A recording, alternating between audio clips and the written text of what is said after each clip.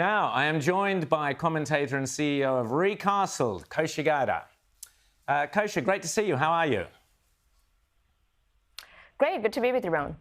Now, just take us through a little bit of this Roe versus Wade, which we've heard everyone in Australia who has followed anything, either side of the abortion debate, has known for years, well, Roe versus Wade, you know. But suddenly it's come up again. It's before the US Supreme Court. What may or may not happen, Kosha? Yeah, this is a big story. So Roe v. Wade, of course, is the landmark ruling by the Supreme Court of the United States, passed in 1973, where they ruled that basically a woman's right to abortion with no exception is something that's enshrined in her, derived from the right to privacy, which they derive from the right to liberty, which is in the Constitution. So, even a lot of people who are very much pro-choice, legal scholars, have always said that that legal case theory that it was based on was pretty shaky.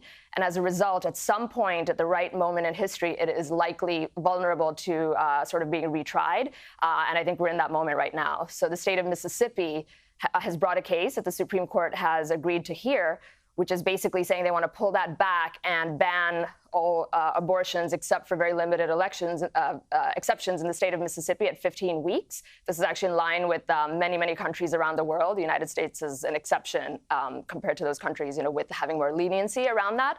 And if that happens, it's viewed as a direct threat to or direct challenge to Roe v. Wade, which there's a legal basis for that. And then there's also, of course, a political lens, because this is a very charged issue, has been for the last 50 years in the United States, and you'll see it play out in the political landscape as well. Well, surely, Kosha, you would get a complete meltdown. All those women with their pink hats and that Madonna's crowd would go absolutely berserk if there's any change there, I would have thought. It must be a hugely charged atmosphere.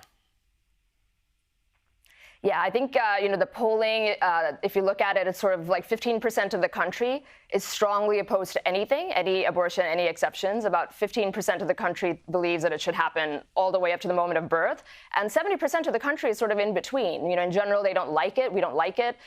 People sort of are understanding, or they might think up to the first trimester, maybe it's not as bad of a thing, and it accounts for the practical realities of it. But the thing is, it's just such a complicated issue, and the tide has been turning in the U.S. towards more and more restrictions. And actually, a lot of the polling, interestingly, among millennials and younger people, is moving and shifting a little bit more pro-life. So yeah, it's going to be interesting, but for sure, you're right. People are going to seize on this from both sides, and it's going to be very charged in the next political cycles coming up in 22 and 24. We'll keep an eye on that with you, Kosha. Ghislaine Maxwell on trial, obviously, for charges of assisting Jeffrey Epstein as he sought to sexually abuse underage girls, charges she's denied.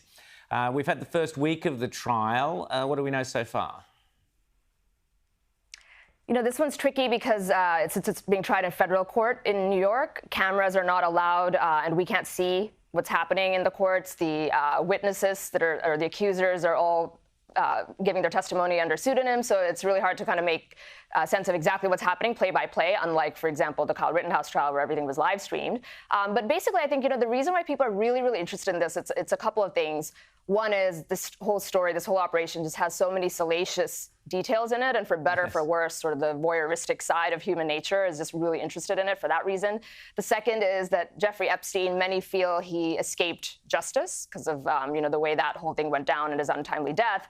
And this is viewed as sort of a proxy or maybe a consolation prize to get some kind of justice for what went on for all those decades. But I think the biggest point, Rowan, in this is this case and all these other cases that have been in the news in the past couple of weeks in the U.S. and before that, they really are a test of this whole law and order issue, where the American people just trust in the justice system, selective prosecutions taking place. All of that is really declining and probably even at an all-time low. And people know that very, very prominent, very, very powerful people have been named as at least associates or involved in some way with Epstein and Ghislaine Maxwell over here. And they want to see if any of these people are going to be implicated, because otherwise it sort of feels to people like there's, the two-tier justice system and all of that. And I think that's why people are really keyed in to this, and we'll see what happens.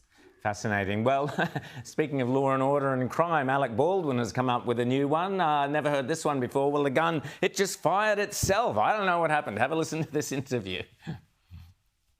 Well, the trigger wasn't pulled. I didn't pull the trigger. So you never pulled the trigger? No. I would never point a gun at anyone and pull a trigger at them, never. I cock the gun, I go, can you see that? Can you see that? Can you see that? And she says, and then I let go of the hammer of the gun and the gun goes off. Kosha, do you buy it? Look, I'm not a firearms expert. I think the people that are firearms experts, and there's a lot of them in the U.S., have really been kind of getting into the minutia of this particular gun. It comes from the early 1800s, and based on how he described, he cocked it and then pushed down on the hammer. Could that release a bullet or not? I think, look, what he's doing is a legal matter. This case is open. He deserves due process like anybody else.